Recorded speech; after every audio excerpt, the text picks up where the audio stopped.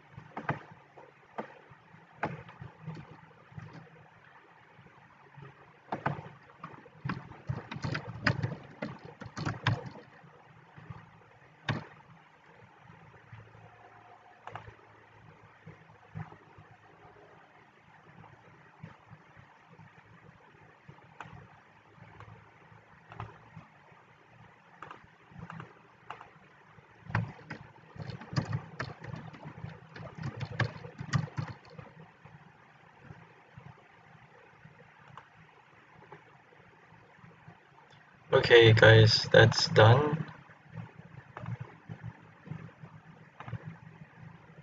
Let's get into this. I hope you can hear me. It's 6 minutes now. Yes, I think you can hear me. Yep. Okay, let's get into today's dance therapy session where I will be talking about, I'll be sharing this video on continuum movement again by Emily Conrad. So you can get her book Life on Land if you want, as she'll say here, but I'll just share this video real quick for about 5 minutes, and then I'll get into the demo and the guidance for dance therapy related to this content, of course. So let's get into it.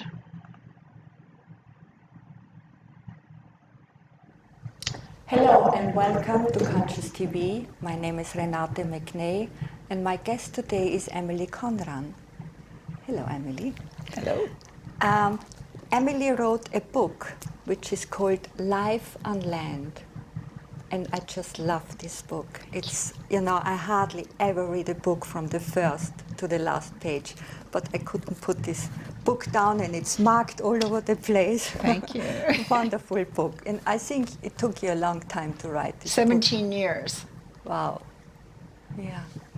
And do you know why? Yeah, tell me why. Well, first of all, movement doesn't have a language. Movement is a language. So when you are writing about movement, it's not what it is. It's Right. about language. Yes. So I tried as hard as I could to write like movement, Interesting. and that was very hard. Yeah. So her first point is that describing movement as a language, as an expression, is in writing is really difficult because movement itself is a language of its own. It is a form of of being. And I also didn't want to concretize my ideas because the work that I'm developing is an inquiry. It's not a conclusion. So I didn't want to have to concretize what I was doing at that time because I keep unfolding it, and so I didn't want to lock it in any way. So I had a lot of ambivalence about writing the book, but what happened was I had received an advance from the publisher, Yes. and he said, after 5 years, he said, you have to finish this, and so, or else you have to give me the advance back. And I didn't feel like doing that. So I thought, okay, I have to finish this book. So that's how it got done, because I didn't Yeah. want to give the advance back. Yes. Yes. And why? Okay, so her second point was writing the book was difficult because sorry, I just lost my train of thought. Writing the book was difficult because what was she saying again? And he said, after 5 years, the work that I'm developing. Right. She said it's growing, right? Movement as a practice is always growing and is always evolving and transitioning or changing, right? It's the practice is never concrete, is never solid or the same all of the time. It's never stuck or frozen. It's always morphing and transforming and shifting. That's movement as a medicine. The movement medicine practice is always changing. So to look at it to look at it in this way can really change your practice. So another thing I want to talk about just now, that she said movement as a language.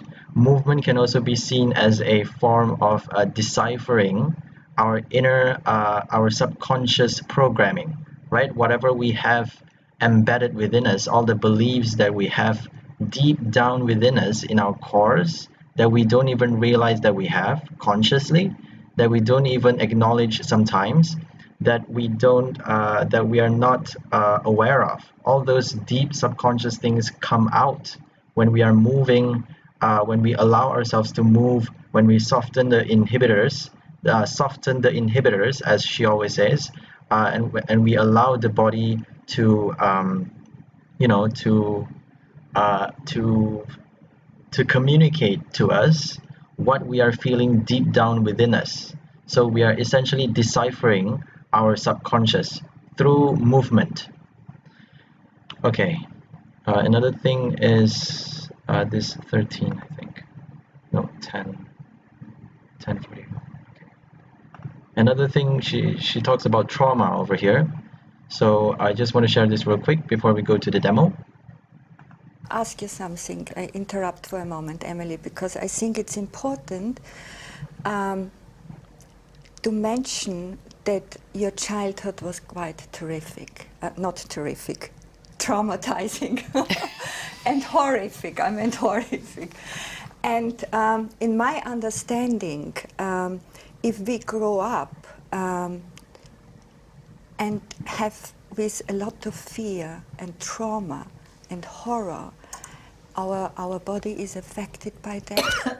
It makes me cough when you say that. Is completely becomes shrinks in a way. Did that not happen to your body? Yes, it's making me cough when you speak about it. What it was, my father was very violent, Yeah. and he would pound on my mother in front of me. And as a child, there's no difference. Yeah. So he doesn't have to hit you because hitting the mother is hitting you. Getting upset. And so they would break up. My mother would run away. We would run away in the middle of the night. Yes. And he would always get her back. And I went to 13 public schools. So that's how we lived all the time. Yes. So there was never any, gosh. Sorry. There was never any sense of security or any sense of being connected at all. And so I was in a state of terror Sure. all the time. Yes. And so I would be like this. But what was interesting was that even though I was like this, when I danced, Yes. the frozen one was inside.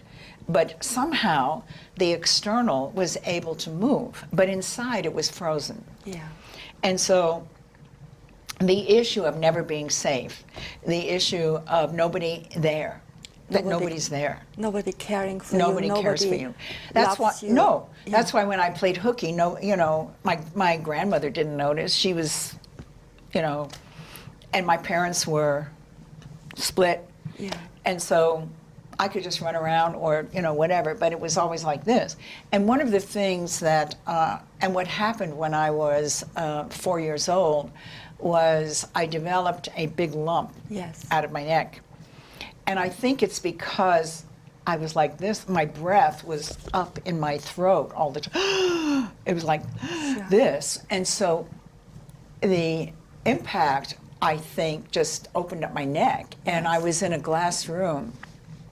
And I was thrilled that they put me in a glass room. So you were hospitalized, and they Yes, I put was you in the hospital. because they thought you were infectious. Well, they didn't know what it was. And Right. so they put me in isolation, and I was thrilled because Yes. nobody could get to me.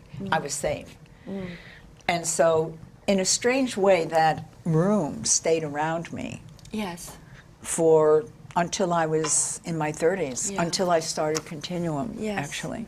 So this movement you started to do with music, was that maybe also a kind of, the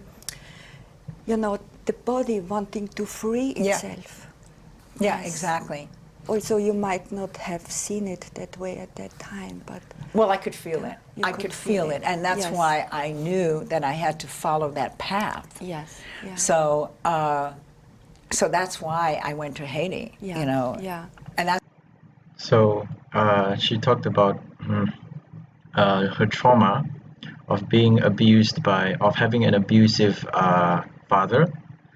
So she spoke about being frozen and having the lump on her throat. So being frozen from the deep her deep self being frozen. So she was so in such a state of fear and terror that she was in constant her inner being is frozen, and her physical being is developing this disease that is actually showing up from her psyche. It's kind of showing up inside out of her, right? Her trauma is developing inside out. And then she spoke about this isolation, and she felt free from. I speak about isolation later, but this being frozen, this terror and this fear, and this trauma, it can really it's kind of a state of being that we can pass through. It is a point in life, it is a point in time, and a state of being that we can pass through, right? Like very much like any event in life, it is just a passing event, it is just a passing incident, right? We are able to go through with it because time always changes, everything changes with time always unfolds. So any state of frozenness, if we are able to slowly get out of it, if we are able to slowly move into progress and move with our recovery process, then we can slowly unfold and shift out of the abusive patterns of self-abuse, reliving the abuse, of re-simulating the abuse, and a lot of self-defeating behavior. We can slowly shift out of that. And another thing she said about the isolation, where she felt completely safe, that no one could reach her because she's protected, not trapped, but protected by this glass room. She's completely confined, but she felt so safe from that confinement because nobody could reach her. So that's the extent of the abuse that does such a huge number on someone. And isolation, leaving the narcissist, is very important, very, very important for your recovery. That is the first step. Leave the narcissist, limit contact, and slowly find an exit. Leave them. Okay, and if you can't leave them, then detach and try your best to leave. Yeah, try your best to leave. So now we are going to go to the demo. I'll find a music for you guys, and then I'll demonstrate. I'll guide you guys.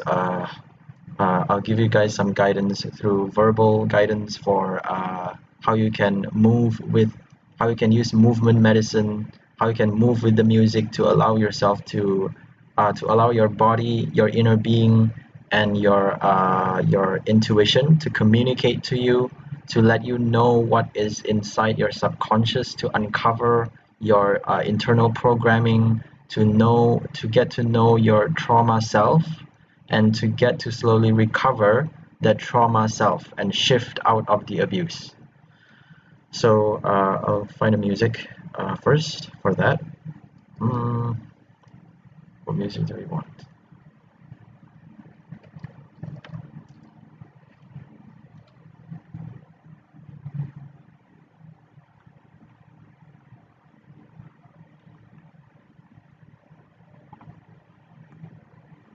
Bear with me, I'm not sure what music I want to go for. Oh, I know.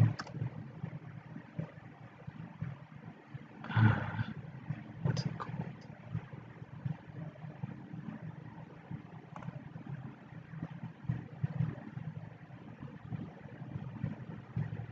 Sorry guys, just give me a minute. I need to find a file, a music file.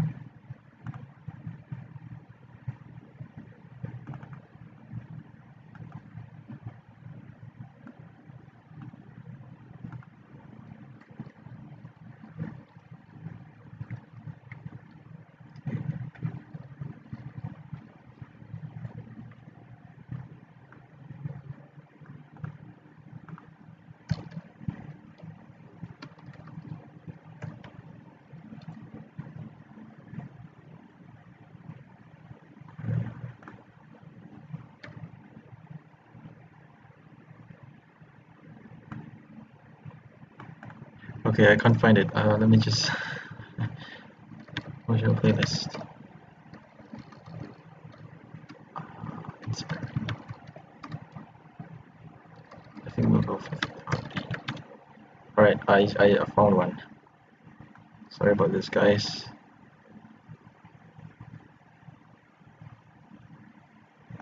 Ah, where is it?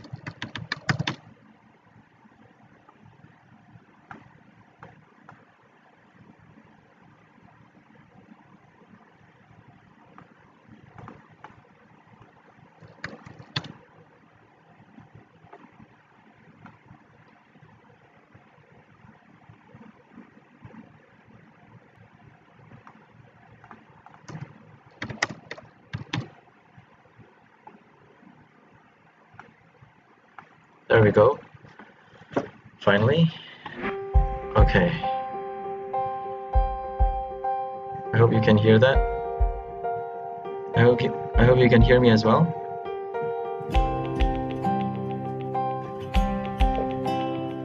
Okay, you can get up of the seat and move with the music if you want to, or you can just sit down with me. The reason I'm sitting down is because I need the stereo with me, and maybe in future I'll get a device where I get to get up and demonstrate as well.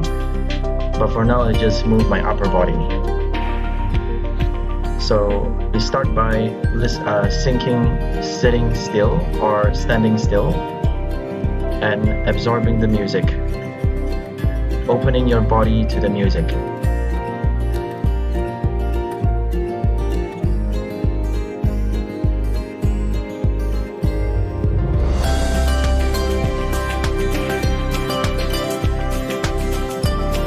Absorb the good vibrations and let it sink in and merge with your inner self.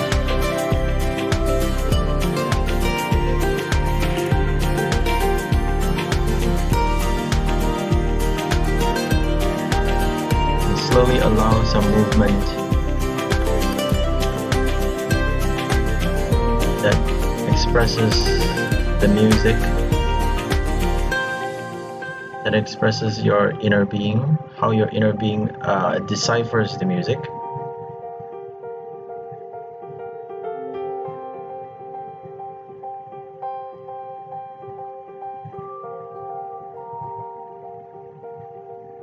Notice any inhibitions, any restrictions in your body.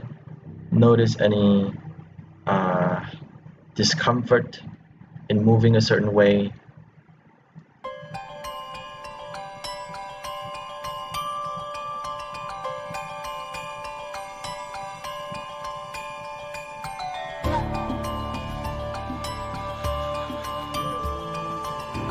Notice the space you're occupying. The space you occupy with your body, with your energy, with your awareness.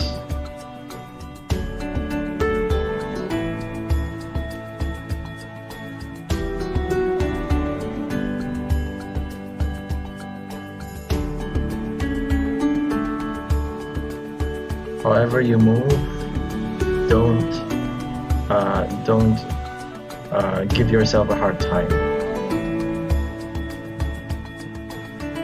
Don't criticize yourself. Don't criticize your body for however it moves.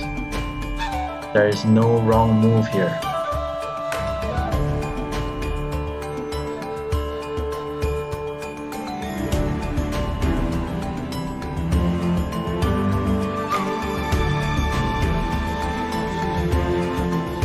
If your movements are small, slowly make it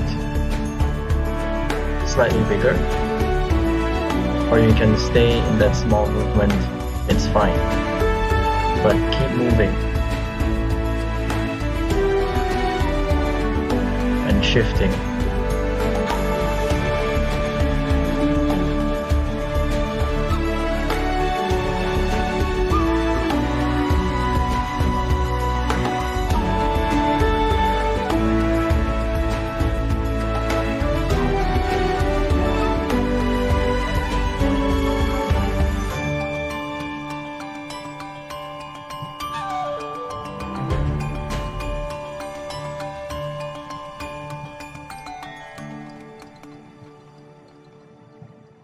Find peace with your movement.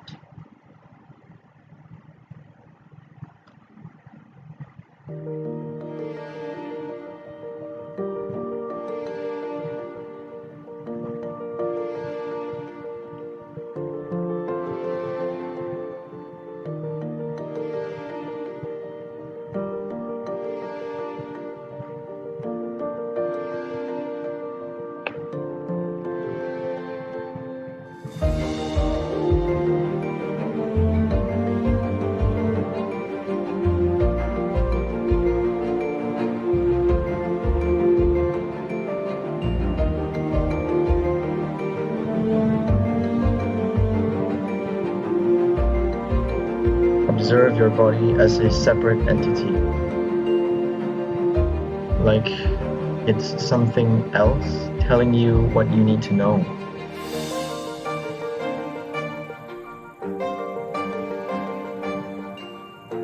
Don't block any movement.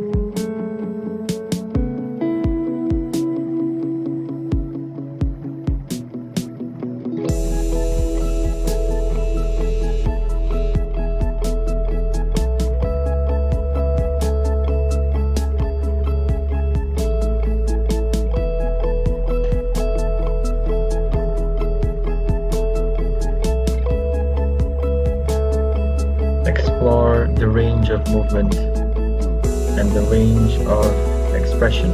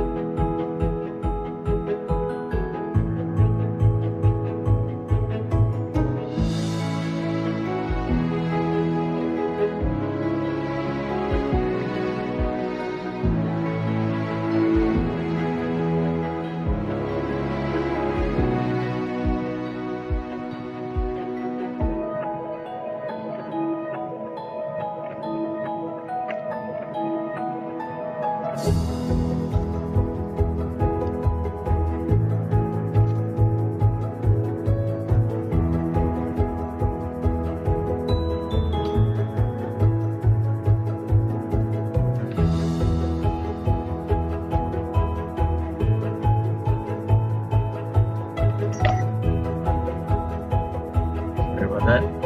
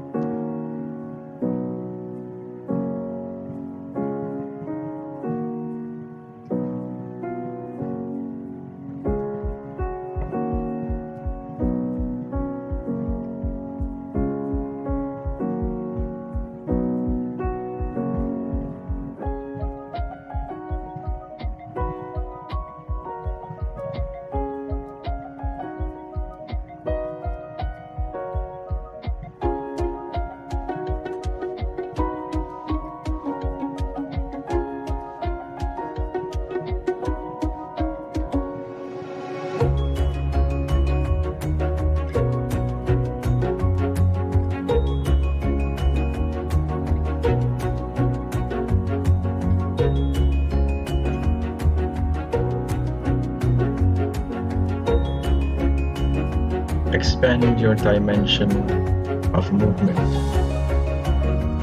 Allow your body to show you the way, to infinite possibility of existence.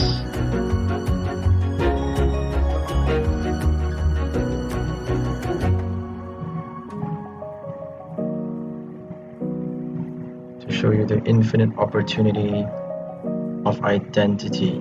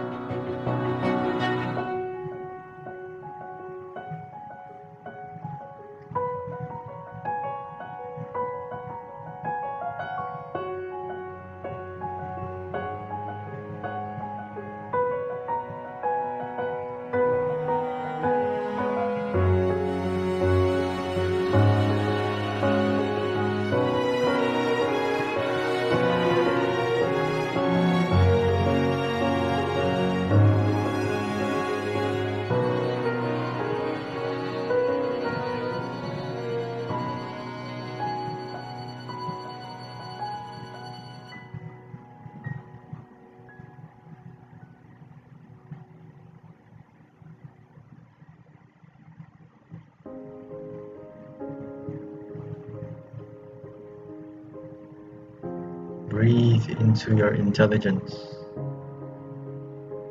Breathe into your intuition.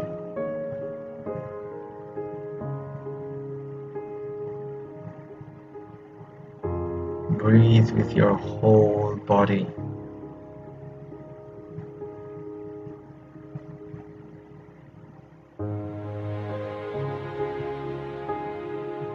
With all of your cells. Take a deep breath.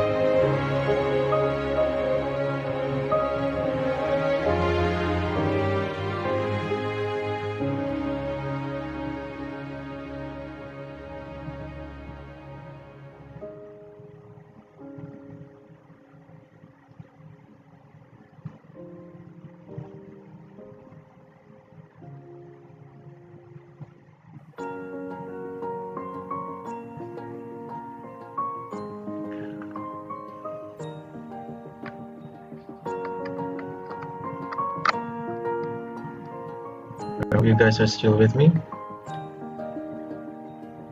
If you want to continue moving, please do. And I encourage you to enjoy your movement.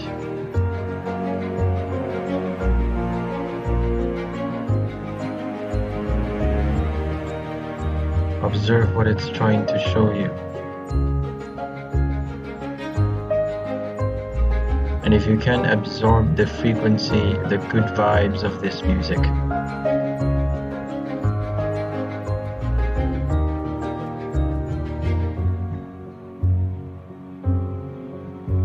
let it regrow your brain cells, the ones that the abuse took from you.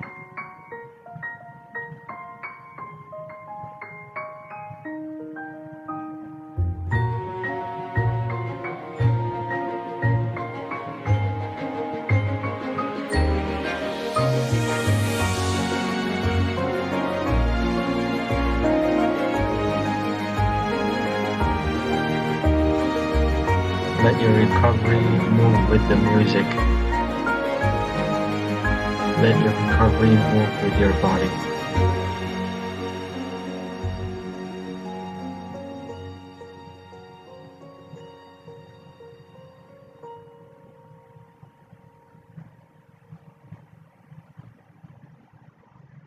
Okay, I think that will be all for this session. If you want to continue, you can look up this video and enjoy the rest of this music. It's a great music, by the way. And I encourage you to listen to positive, joyful music so that your brain and your subconscious is rewired to positivity, to good energy, so that you don't fall into gloominess, you don't fall into bleak darkness, you don't fall into hopelessness, right? Which is what the narcissist wants to cast on you. So keep absorbing good vibes, keep observing how your body is, what your body is trying to let you know, what your intuition is trying to tell you. Keep connecting to your cosmic consciousness. Stay mindful, peaceful, and powerful. And I'll see you in the next video. And don't forget to join us on Patreon this Friday at GMT 2 a.m. Friday GMT 2 a.m. Patreon in the link below for another live stream. But I'll also do live streams every Wednesday at GMT 2 a.m. For narcissistic abuse recovery and immunity content, as well as dance therapy. So dance therapy will be like 3 a.m. So join me if you want next week, and have a lovely day. Remember to keep connecting to good vibes and stay positive and be happy, always happy. Bye.